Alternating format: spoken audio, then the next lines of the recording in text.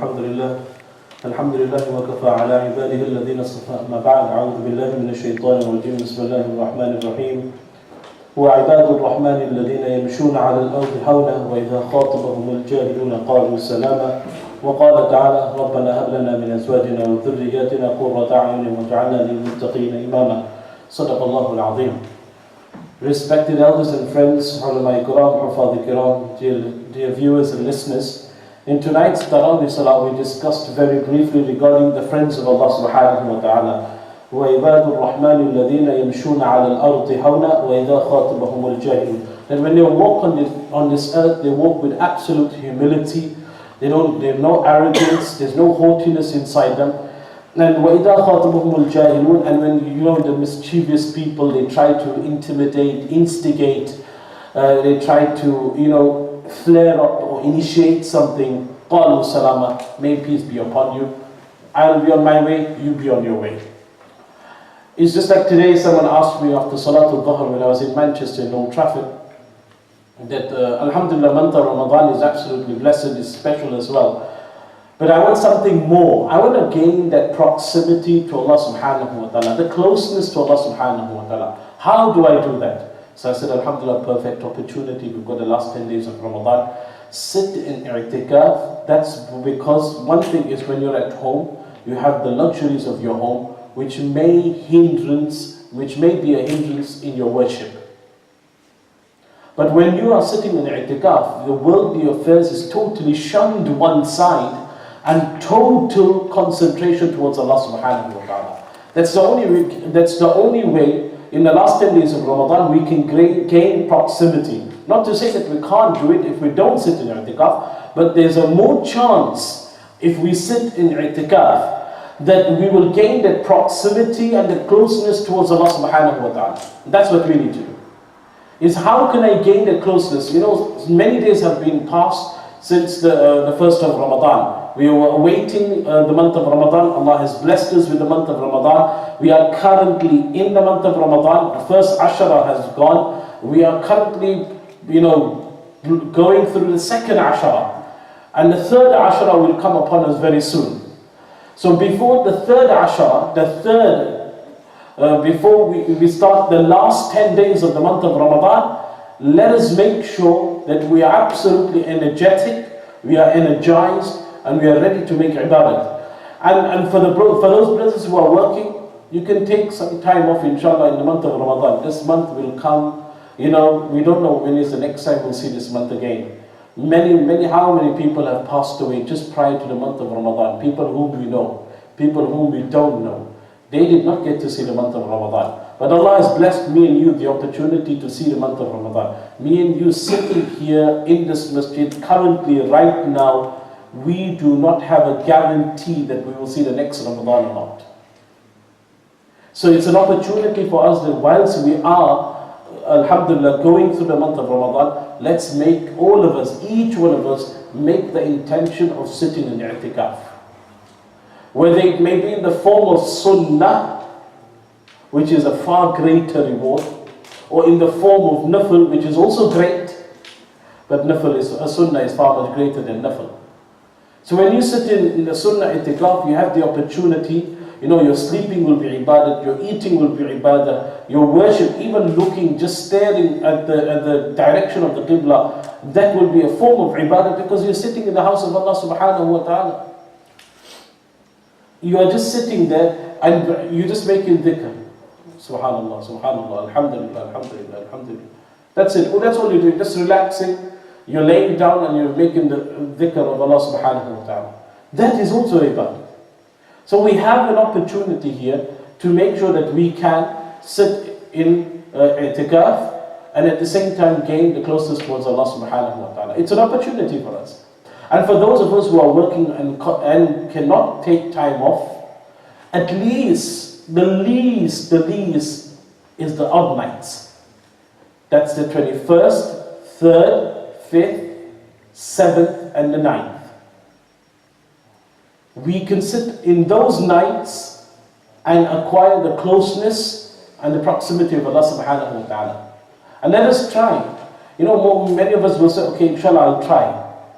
But we don't take that step forward. when we try, make sure it is a confirmed try. That I am going to make that opportunity. I am going to make it real. So let us make sure that when Saturday night comes, Saturday night which will be the 21st of Ramadan, we make sure that we sit in i'tikaf, whether it may be in the form of sunnah or in the form of nafil. But alhamdulillah, we find that many brothers have made the intention. May Allah subhanahu wa ta'ala make that intention into a reality. And may Allah subhanahu wa ta'ala also accept our intention, because just to make an intention is also a reward. So we have an opportunity here that we sit in i'tikaf and in the form of sunnah or nafil. The choice is ours, obviously, to take.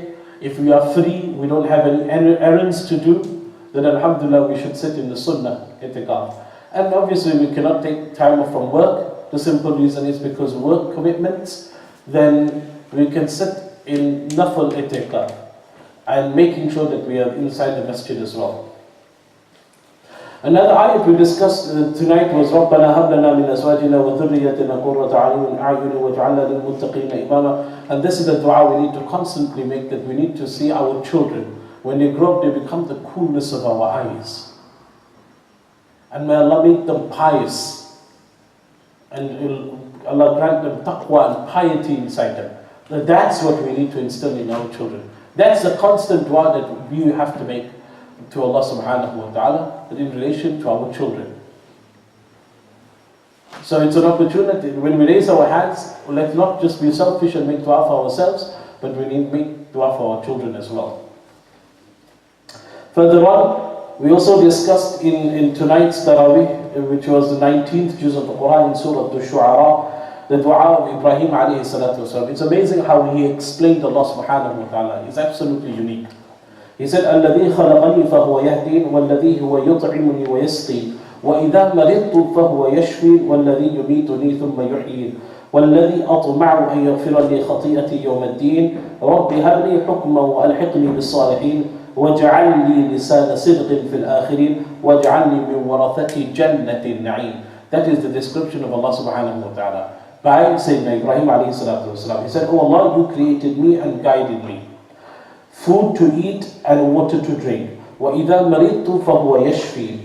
And when I became sick, he did not say when you make me sick, but he alluded to the fact that sickness comes from me because of my desires, because of my evilness, because of my sins, that when I become sick, you cure me. For cure, he mentioned Allah subhanahu wa ta'ala. But for sickness, he mentioned towards himself. Further on, he said, وَالَّذِي يُمِيتُنِي ثُمَّ يُحْيِينِ. Life and death is in your hands. وَالَّذِي أَطْمَعُ أَن يَغْفِرَ لِي خَطِيئَتِي يَوْمَ الدِّينِ. I have full expectation that you will forgive my shortcomings. Allah grant me wisdom and resurrect me with the pious. رَبِّ هَبْ لِي حُكْمًا وَأَلْحِقْنِي بِالصَّالِحِينَ وَاجْعَلْ لِي لِسَانَ صِدْقٍ فِي الْآخِرِينَ. And grant me honorable mention among the pious. So this is the dua of Ibrahim alayhi salatu wasalam. Mention me amongst the pious people. Let us also make the dua that Allah resurrect me. My good sins, I don't even know whether they are even weightier in the eyes of Allah subhanahu wa ta'ala. Whether my salah that I have just performed now with jama'ah, with salat al-tarawih, salat al-isha, salat al-witr, which I have just performed with jama'ah, I don't even know whether it's accepted, but Allah, the one thing you can do is put my name with the pious people. So when they are resurrected, that my name is mentioned among the pious as well. So that's the dua that we can make as well.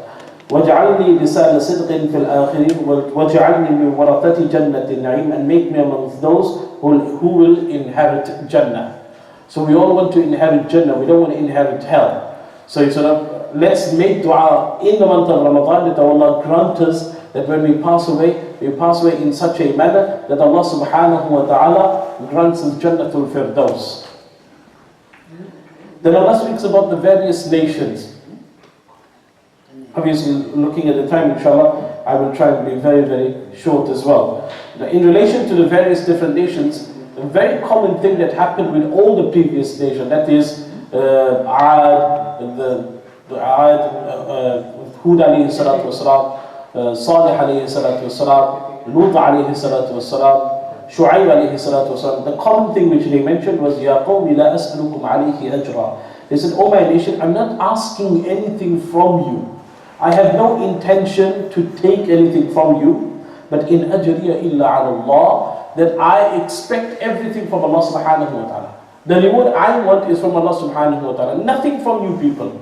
I don't want anything from you guys, but my reward is from Allah subhanahu wa ta'ala. إِنَّ فِي ذَلِكَ لَآيَةً وَمَا كَانَ أَكْثَرُهُمْ مُؤْمِنِينَ وَإِنَّ رَبَّكَ لَهُوَ الْعَزِيزُ الرَّحِيمُ. Surely there is great sign in this ayah. Most of them do not have iman. Verily your Rabb is mighty and the most merciful. So those were the common sentiments of all the previous Anbiya alayhi salatu wasalam when they came to their nation. Ya qawmi la as'alukum alayhi ajra in ajriya illa ala Allah inna fi dhalika la'ayah wa ma kana aktharuhum mu'minin wa inna rabbaka lahu al-aziz rahim. Then Allah speaks about regarding poets, that وَالشُّعَرَاءُ يَتَّبِعُهُمُ الْغَاوُونَ. There's two types of poets that you'll find. The one who leads towards immorality through his poetry, and those that have iman and do good acts and remember Allah subhanahu wa ta'ala. So we find, alhamdulillah, we find the Nat Khan, we had Abu Bakr Hidri, and we had the other youngster who actually beautiful sang the Nats and the words of Allah and His Rasul sallallahu alayhi wa sallam. That's what you call poetry. And obviously rap and music and all that's different kind of poetry which leads a person towards immorality. Vulgar, you will find swearing, you will find various different things happening. And our youngsters are getting so used to it that they themselves start memorizing the words of all these rappers and these song artists that are there singing, and our youngsters are singing as well, not least realizing that the poetry they are using takes one towards immorality.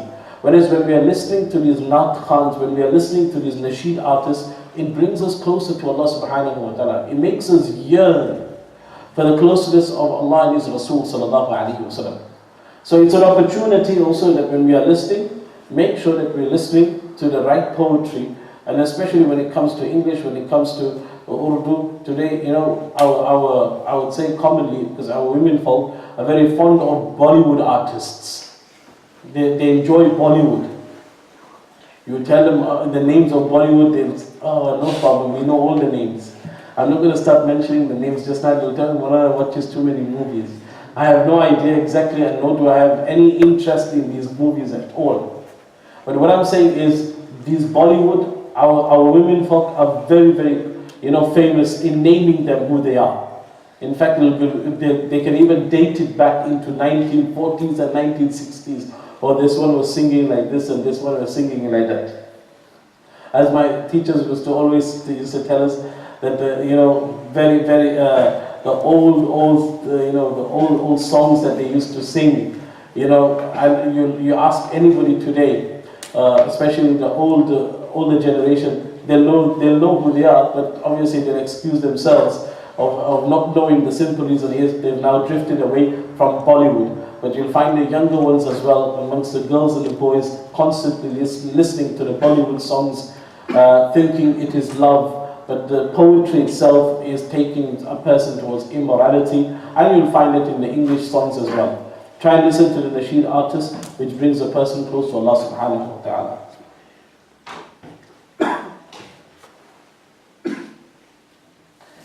Then Allah subhanahu wa ta'ala, further on in the last portion, which was in Surah An-Naml, Allah subhanahu wa ta'ala speaks about the incident regarding the ants and Sulaiman alayhi salatu wasalam, which I made mention the last time as well. Sulaiman alayhi salatu wasalam had the ability to speak to ants, and that was the most amazing gift which Sulaiman alayhi salatu wasalam had. But he constantly praised Allah subhanahu wa ta'ala. Likewise, when the interaction happened between the queen of Sheba, and that was Bilqis, the constant interaction, eventually she accepted Islam. And she accepted Islam, and it mentioned in some tafsir that he even married Sulaiman alayhi salatu wasalam thereafter. So it was a long interaction, and it was regarding Ifrit was part of it as well. Ifrit is a jinn, which is called a group of jinns. And he said that, you know what, I can bring you the very same throne within the blink of an eye.